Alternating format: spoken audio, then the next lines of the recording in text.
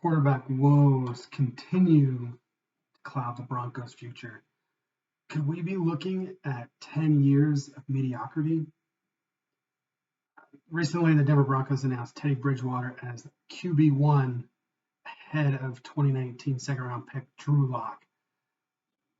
Bridgewater joined the Broncos the day before the 2021 NFL draft, so clearly there was something there with Lock that they didn't like.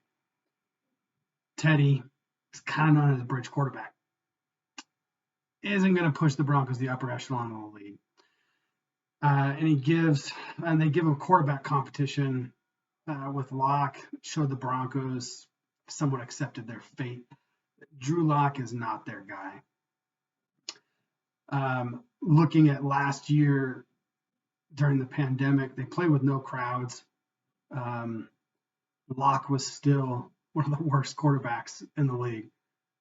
Turnovers, completion percentages, and that's going on the road and not facing any crowds, right? All things equal, and it looks like Teddy obviously gives them a better chance to win. The Broncos are not pushing for excellence here. They are trying to scrap for a playoff spot. Otherwise, all things considered, you go with Lock.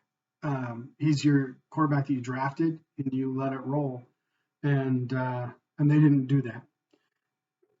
The moves that the Broncos have made since Peyton Manning was here just continue to have me shaking my head. Yeah, I know you need a full roster in the NFL to compete, and the Broncos have done a great job of bolstering their roster over the years through the draft.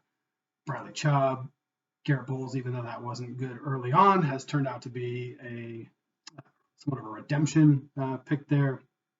And more recently, Patrick Surtain, who looks to be someone who can make a significant impact and be pretty special.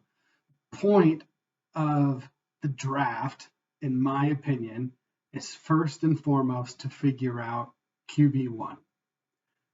All other positions pale in comparison to getting that right.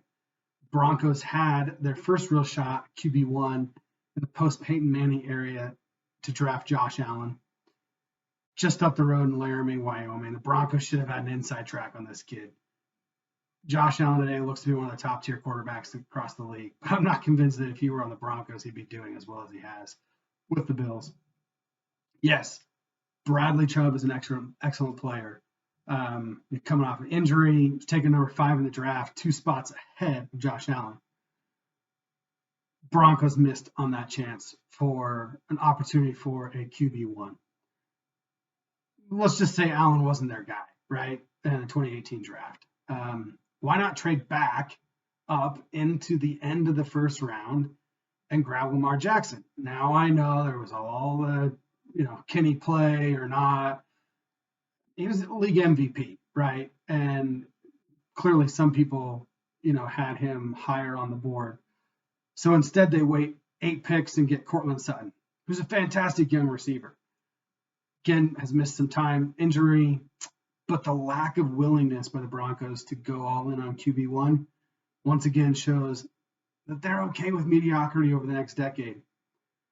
Let's fast forward to the 2021 draft. The Broncos have the number 9 pick. Going into the day, 3 likely quarterbacks on the board. Trey Lance, Justin Fields, Mac Jones.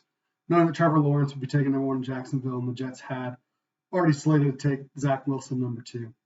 As the number 9 pick comes around, Lance was off the board, leaving Fields and Jones. In my opinion, this was a chance to swing for QB1 in the draft and take Justin Fields. That was my hope. That was my pick. But the Broncos selected Patrick Surtain. I think he'll be great. I already don't like what the Broncos are doing with Surtain. They're moving him around to try and get him some exposure. I don't know that that's going to help him in the long run, but we'll see where that goes. They've got an excellent secondary. The point is, when you have a chance and when you're so desperate to find QB1 in your organization, to drive it forward and we know nearly the only way to get a top tier quarterback is through the draft, you're not trading for top tier quarterbacks, right? The Manning thing was, and to even talk about Brady later on, like those are complete anomalies. Those don't happen. That's not anything in the cards that people can look at. I don't know what the organizations are afraid of. Are they afraid to look like the Browns, who selected bad QBs over the years and has made everyone else afraid? I don't know. Here's the problem with the Broncos. They've drafted such great defensive players, managed to put in some good offensive pieces, Bowles, Reisner, Sutton, Judy, that the Broncos could manage to be a decent team, winning between 7 and 9 games. Teams that win 7 and 9 games don't make it to high draft picks to pick up QB1. So the Broncos are moving, in my opinion, in the wrong direction, because you either jump to relevance or remain in mediocrity. One can hope that the Broncos only win 4 to 5 games. Losing mostly close scores showcase the team is close, but then be in position to draft QB1 in the 2022 or 2023 draft.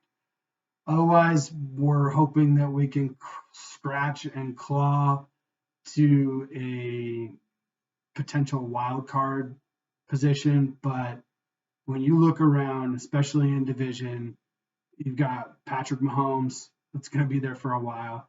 And now you've got Justin Herbert to deal with the LA Chargers.